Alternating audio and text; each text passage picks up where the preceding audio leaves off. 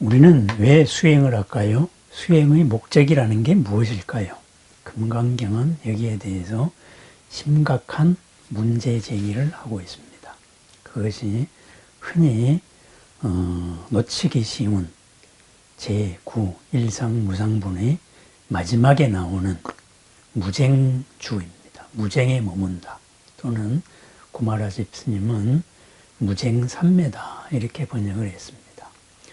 번역이라는 것은 이해의 정도에 따라서 번역이 되는 겁니다. 자신이 이해한 만큼 자신이 번역 용어를 쓰게 되는 것이죠. 그런데 이 부분에서 산스크리트의 원본과 그리고 그 원본에 대한 현장 스님의 이해와 구마라집 스님의 이해가 결정적으로 차이가 나게 됩니다. 어쩌면은 만약에 그렇지 않다면은 현장 스님과 구마라집 스님의 번역을 했던 원본 자체가 달랐을 수도 있습니다. 그런데 이것은 깨달음이 뭐냐? 결국 깨달음으로 상징되는 우리가 완성된 인격이 된다는 것이 무엇이냐? 완성된 존재가 된다는 것이 무엇이냐? 여기에 대한 음미를 하고 넘어가 보겠습니다. 우선 원문을 다시 한번 살펴보겠습니다.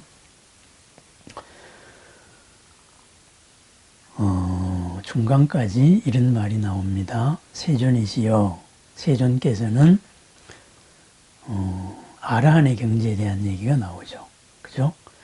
만약에 아라한에게 나는 아라한, 거룩한 님의 경지를 얻었다 라는 생각이 일어난다면은 그는 그것 때문에 자아에 대한 집착을 하게 될 것이고 존재에 집착을 하게 될 것이고 생명에 집착을 하게 될 것이고 영혼에 집착을 하게 될 것입니다.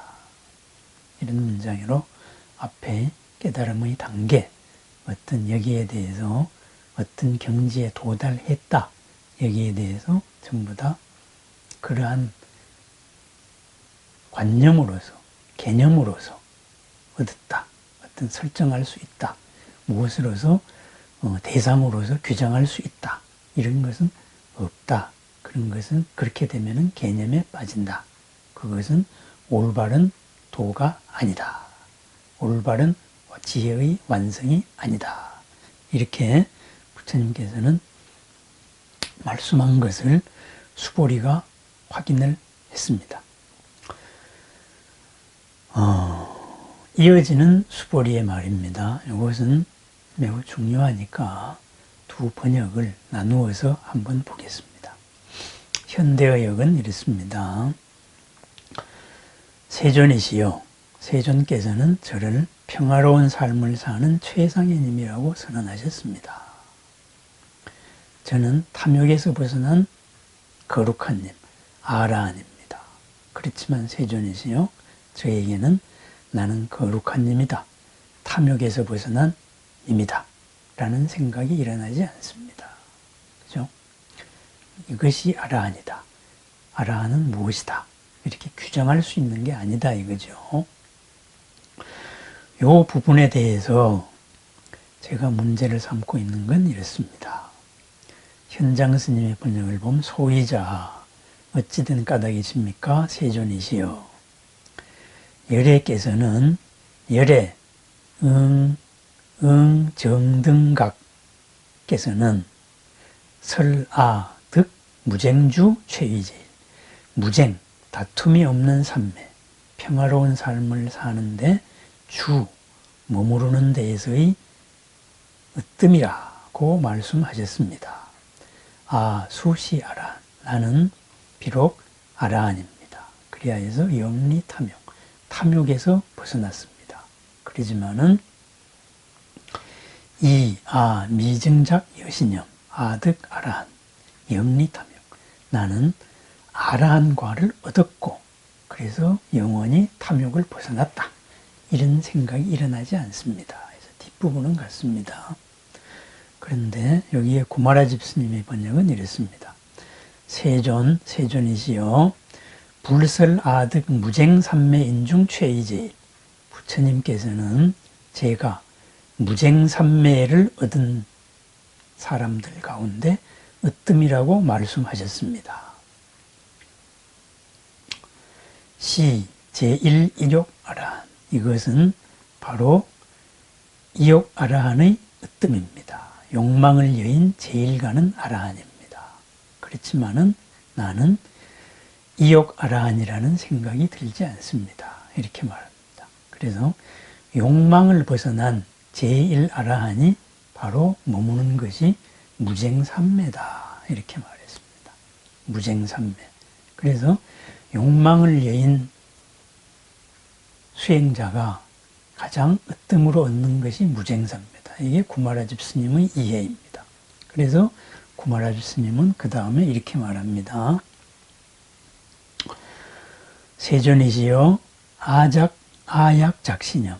세존이시여, 제가 만약에 이렇게 생각한다면은, 즉 아득 아라한도, 나는 아라한의 도를 얻었다, 이렇게 생각한다면은 세존 즉 불설, 세존께서는 이렇게 말씀하시지 않았을 것입니다. 수보리 시요 아란나 행자.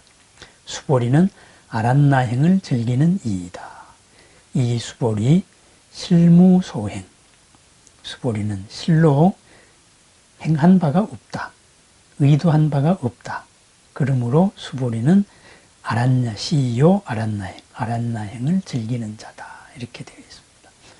이것이 앞의 서로 구마라집 스님과 현장 스님의 이해의 차이입니다. 현대의역하고 구마라집 스님의 이해의 차이입니다. 결국은 제1가는 깨달음을 얻었다. 탐욕을 벗어난 지혜를 완성을 했다. 이것은 무엇이냐? 이것은 무쟁삼매고 다툼이 없는 마음 상태 삼매고, 그 다툼이 없는 마음 삼매라는 것은 무엇이냐? 시요 아란나행, 아란나행을 즐기는 것이다. 그랬습니다. 그래서 세존께서는 수보리는 아란나행을 즐기는 자의 으뜸이다. 이렇게 말했다라고 번역을 했습니다. 이해를 한 것이지요. 그럼 여기서 아란나행이 무엇이냐? 이거에 대해서 한번 살펴보겠습니다. 아란나행이라는 것은 아란야에서 즐기는 삶입니다. 아란야에 머물러서 항상 그러한 행을 산다. 그러한 삶을 산다. 이거예요. 아란야는 무엇이냐 하면은 고요한 곳입니다. 마을에서 멀리 떨어진 곳입니다. 결국은 숲이다. 또는 이런 세속 생활에 휩쓸리지 않는다. 우리의 일상적인 삶과는 거리가 먼 적당한 거리에 머물러서 수행을 하다가 때가 되면은 마을로 와서 탁발을 하고 사람들을 만나고 다시 가는 공한처, 한가하고 그리고 시끄러운 일이 없는 공한처다. 이렇게 말했습니다. 결국은 뭐예요? 세상을 떠나서 고요한 곳에 머물러서 고요한 마음을 즐기는 자다. 이것이 아란나행을 즐기는 것입니다. 그것이 탐욕을 벗어난 이욕 아라한이다. 욕심을 벗어난 아라한이다. 이렇게 구마라집 스님은 해석을 하고 있습니다. 그런데 현장 스님의 해석, 현대의역이 현장 스님의 해석하고 같습니다. 현장 스님의 해석을 다시 한번 살펴보겠습니다. 수보리는 무쟁주에 머무르는데 최고의 사람이다. 무쟁주. 다툼이 없는 경지죠. 항상 그 마음에 머물러 움직이지 않습니다. 다툼이 없는 경지에 머무르는데 으뜸이다. 그것이 바로 이욕 아라한이다. 영리 탐욕이다. 영원히 탐욕을 벗어난 것이다. 그죠? 그러면은 그러한 영원히 탐욕을 벗어난 상태, 그것이 무쟁주입니다. 다툼이 없는 데에 머무르는 마음, 흔들리지 않는 마음입니다. 흔들리지 않는 마음. 그래서 세존께서는 다음 문장에서 강조합니다. 세존 아약작 여신여. 아득 아라한 영리 탐욕자. 세존이시여, 제가 아라한의 경지를 얻었다. 영원히 탐욕을 벗어난 아라한의 경지를 얻었다. 이렇게 생각을 했다면은 열애 불응기설 아은, 부처님께서는 나에게 그렇게 말씀하시지 않았을 것입니다. 기, 분명하게 설, 말씀하시지 않을 것입니다. 선녀는, 수보리는 선남자로서, 그죠? 고귀한 가문에 태어난 자, 부처님의 가문에 태어난 자로서 득 무쟁주 최의제일, 무쟁의 상태에 머무는 으뜸의 님이다.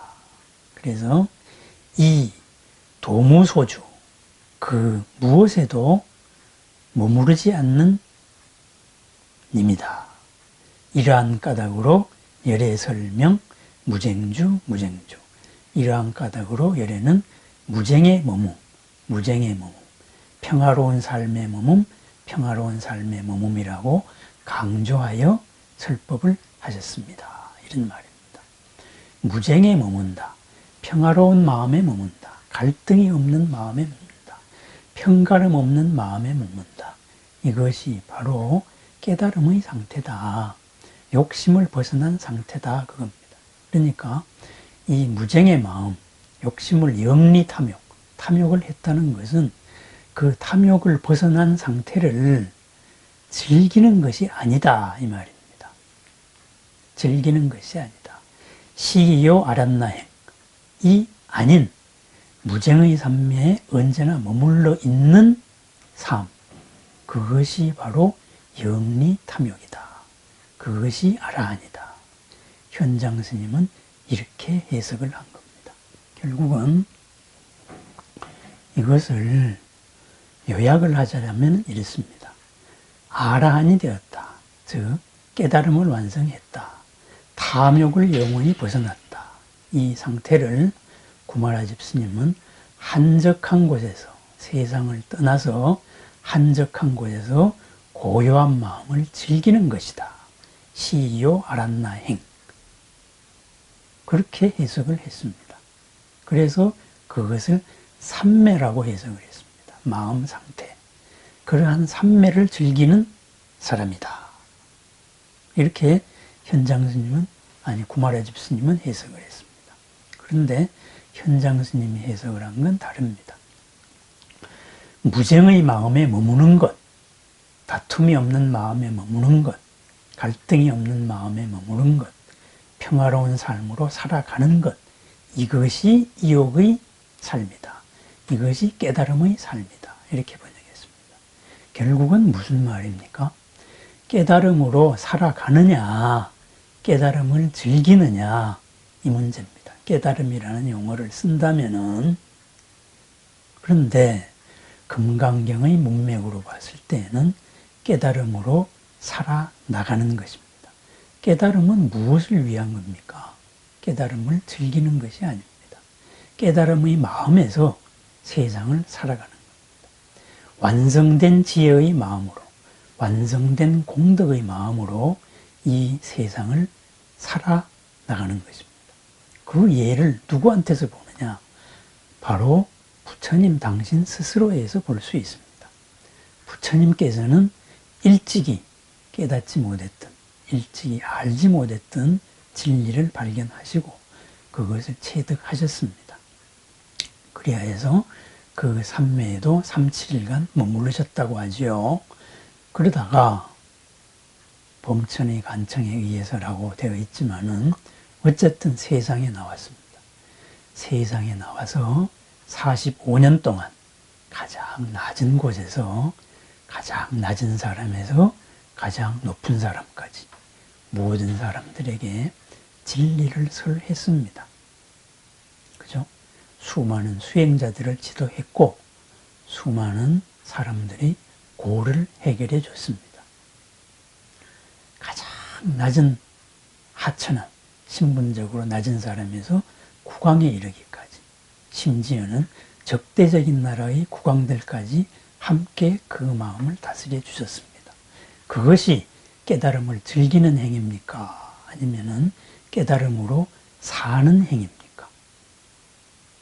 그것은 깨달음으로 산 행위입니다. 깨달음의 마음으로 이 세상을 살아간 것입니다. 아란야행을 즐기는 게 아니다 이거죠. 고요한 곳에 머물러서 지낸 것이 아닙니다. 부처님 삶의 대부분이 바로 대중과 함께 살았습니다. 사람들이 올 수 있는 곳에 살았습니다. 사람들이 사는 곳으로 오셨습니다. 멀리 떨어진 곳에서 혼자 밥해 먹고 식구들끼리 수행 대중들과 같이 따로 산 게 아니다 이겁니다. 사람들하고 항상 역동적인 관계 속에서 그 마음을 어루만지시면서 사셨다 이거죠. 그것이 깨달음의 삶입니다. 그럼 깨달음의 목적, 수행의 목적 또한 그런 것입니다. 수행의 목적으로 이루어진 깨달음의 마음으로서, 그리고 완성된 지혜의 마음으로서, 완성된 공덕으로서 이렇게 살아나가는 것입니다. 그것이 무쟁주입니다. 무쟁의 삶, 평화로운 삶으로 살아나가는 것입니다. 평화로운 삶, 그것이 깨달음의 목적입니다. 그래서 구품의 이제 9장이죠. 금강경 9장 일상무상분의 마지막 이 무쟁에 대한 이야기는 바로 10장의 정토장엄, 장엄 정토분으로 이어집니다. 그러면은 깨달음의 삶을 살아나가야 될 사람은 어떠한 삶을 살아야 되느냐, 어떻게 살고 있느냐, 그것을 하나하나 밝혀나가는 것이 바로 다음에 이어지는 장엄 정토분, 금강경의 제10장입니다. 짤막한 문장 속에 함축된 의미입니다. 자, 다시 요약을 하겠습니다. 부처님은 세상 사람들이 이익과 안락을 위하여서 처음도, 중간도, 끝도 훌륭한 법을 설하라고 하셨습니다. 처음도, 중간도, 끝도 훌륭한 법. 지금 이 하찮은 중생의 삶으로도 이롭고, 그리고 보살의 삶에도 이롭고, 마침내 수행을 완성한 부처님의 삶에도 이로운 삶입니다. 평안한 삶입니다. 그러한 것은 바로 다툼이 없는 마음가짐, 다툼이 없는 마음, 거기에서 흔들리지 않음입니다. 마침내 수행을 완성하면은 평화로운 삶, 평화의 삶, 이익과 평안의 삶을 삽니다. 그것이 깨달음의 삶입니다. 영원히 영리탐욕, 영원히 탐내고 욕심내는, 나와 남을 구분짓는 이것을 벗어난 삶, 바로 전체와 함께 사는 평화의 삶입니다. 깨달음으로 살아나가는 삶, 이것이 수행의 목적입니다. 깨달음을 즐기는 삶, 이것은 수행의 목적이 아닙니다. 혼자 즐기다 혼자 가시면 되는 거예요. 그래서 시요 아란나행과 무쟁주라고 다툼이 없는 경지, 다툼이 없는 마음, 평화로운 경지, 평화로운 마음에 대해서 강조한 원문가의 이해 차이를 해봤습니다. 자, 깨달음의 불교를 할 것인가, 삶의 불교를 할 것인가, 여기에서 바로 길이 갈리는 대목입니다. 우리는 어떻게 살아야 되겠습니까? 왜 불교를 닦고 믿고 그리고 그 불교로서 살아나가고 부처님을 공양을 합니까? 바로 우리들의 삶을 위함입니다. 더불어 함께 살기 위함입니다. 더 큰 나로 살기 위함입니다. 더 큰 나로 사는 삶의 모습, 제10장 장엄 정토분의 이야기입니다. 오늘 하루도 깨달음으로 살아가는 번뇌에 바탕한 나를 한계짓는 욕심이 아닌 나를 더욱더 크고 더욱더 이롭고 안락하게 만드는 그러한 번뇌 없는 청정함으로 살아가는 더 큰 삶의 날을 축원드립니다. 네, 감사합니다.